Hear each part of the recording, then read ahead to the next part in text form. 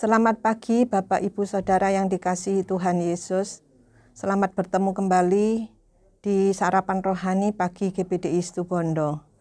Pagi hari ini kita akan sama-sama membaca firman Tuhan di dalam 1 Raja-Raja pasal 17 ayat 1 sampai 6.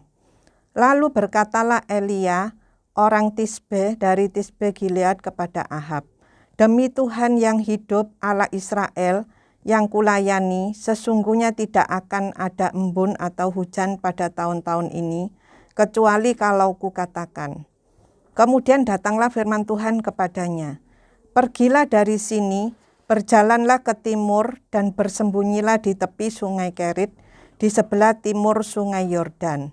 Engkau dapat minum dari sungai itu, dan burung-burung gagak telah kuperintahkan untuk memberi makan engkau di sana. Lalu ia pergi dan ia melakukan seperti firman Tuhan. Ia pergi dan diam di tepi sungai Kerit di sebelah timur sungai Yordan. Pada waktu pagi dan petang, burung-burung gagak membawa roti dan daging kepadanya, dan ia minum dari sungai itu. Saudaraku, tentu kita sudah banyak mengetahui tentang cerita Nabi Elia ini. Saat Elia berkata kepada Ahab, tidak akan ada embun atau hujan, berarti tidak ada air. Terjadi kekeringan pada waktu itu ya saudara. Kemudian Tuhan menyuruh Elia pergi untuk bersembunyi di tepi sungai Kerit. Di sini ada dua macam pemeliharaan Tuhan kepada Elia. Yang pertama, melalui burung-burung gagak yang setiap pagi dan sore membawa roti dan daging buat Elia. Kalau kita melihat di sini ya saudara, naluri burung gagak itu adalah pemakan bangkai, yaitu daging. Dan tiap-tiap pagi dan sore burung gagak ini datang membawa roti dan daging. Secara akal, secara manusia, tidak mungkin burung gagak itu bisa sampai ke tempat Elia untuk membawa daging itu ya saudara. Tetapi di sini Tuhan melakukan mujizat yang luar biasa di luar dari akal manusia. Tiap-tiap hari, tiap pagi dan sore burung gagak membawa roti dan daging ini, diperkirakan kira-kira 1 tahun sampai sungai itu menjadi kering. Setelah sungai kering, Tuhan memelihara Elia melalui janda Sarfat. Yang kedua, Tuhan memelihara Elia melalui janda Sarfat. Tuhan memberi makan melalui janda Sarfat. Pemeliharaan Tuhan ajaib kepada Nabi Elia. Dua-dua adalah mujizat ya saudara. Mujizat juga akan terjadi dalam kehidupan kita yang takut akan Tuhan. Kita anak-anak Tuhan, apabila kita takut akan Tuhan, hidup dekat dengan Tuhan, Tuhan akan memelihara hidup kita. Kita baca di dalam Ibrani pasal 12 ayat 27.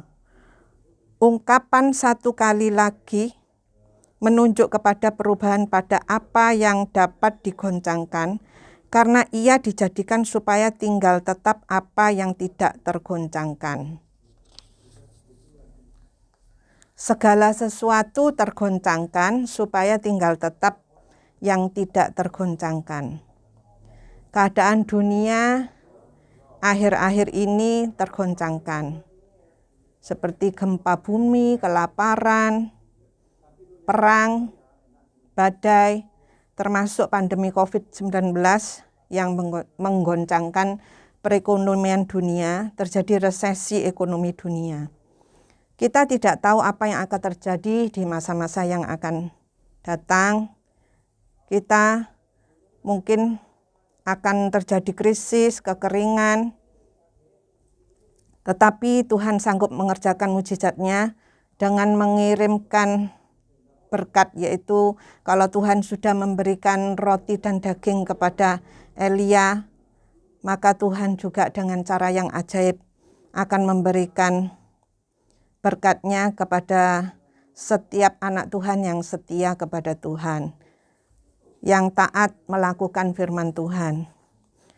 Kita akan baca di dalam Kejadian pasal 12 ayat 1 sampai 3, tetapi akan saya bacakan di dalam ayat 1 dan 2 saja. Berfirmanlah Tuhan kepada Abram, pergilah dari negerimu dan dari sanak saudaramu dan dari rumah bapamu ini ke negeri yang akan kutunjukkan kepadamu. Aku akan membuat engkau menjadi bangsa yang besar dan memberkati engkau serta membuat namamu masyhur dan engkau akan menjadi berkat.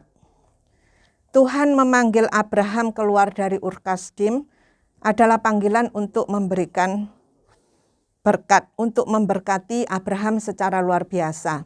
Kalau kita tahu, Abraham adalah dari keluarga yang kaya ya waktu itu, tetapi Tuhan memanggil Abraham untuk keluar dari rumah bapa, dari orang tuanya dan dari saudara-saudaranya, bertujuan untuk memberkati dengan berkat yang melimpah-limpah, yaitu Abraham akan menjadi bapa segala bangsa dan namanya termasyhur, segala usaha diberkati. Inilah perjanjian yang dibuat Tuhan dengan Abraham.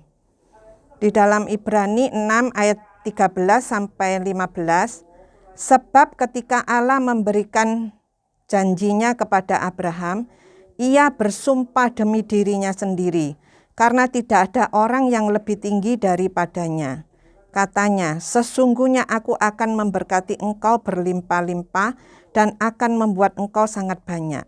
Abraham menanti dengan sabar dan dengan demikian ia memperoleh apa yang dijanjikan kepadanya.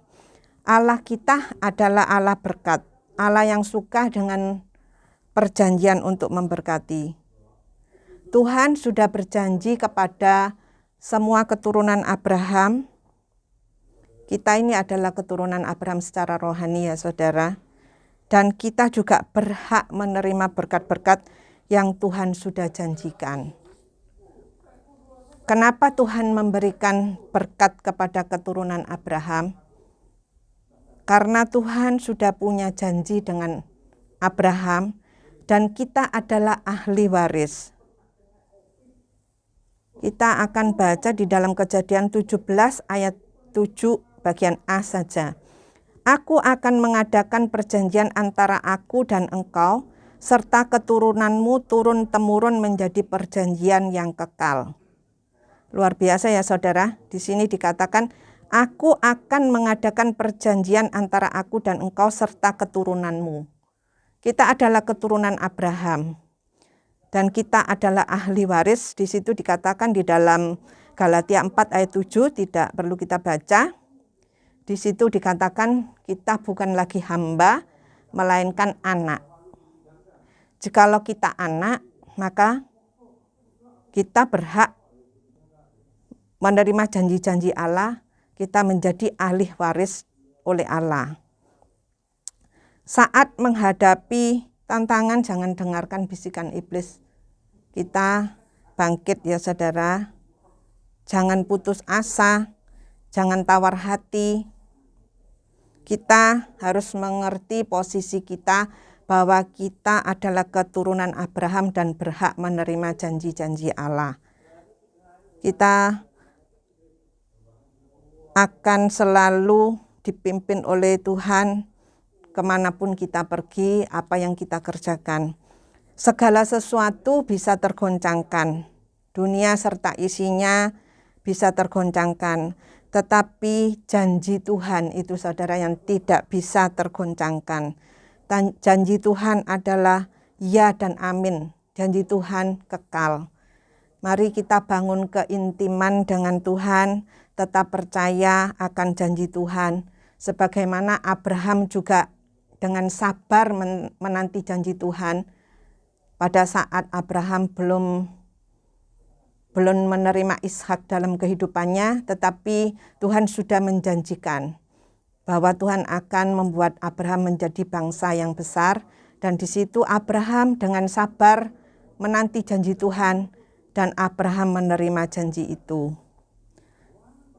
Dan kita juga dengan sabar menanti janji Tuhan, apapun yang terjadi, pergumulan-pergumulan apapun, tantangan apapun, kita tetap percaya akan janji Tuhan. Kita meminta semua yang kita alami itu Tuhan yang akan menyelesaikan, Tuhan yang akan memberikan pertolongan kepada kita. Oleh iman kita menerima janji-janji Allah. Itulah sebabnya bangun keintiman dengan Tuhan, kita hidup kudus dan berkenan di hadapan Tuhan.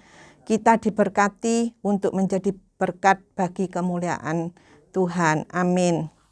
Bagi yang merayakan Imlek, saya mengucapkan Kongsi Xinyan Kuai Le, Chu Yesu Cefu.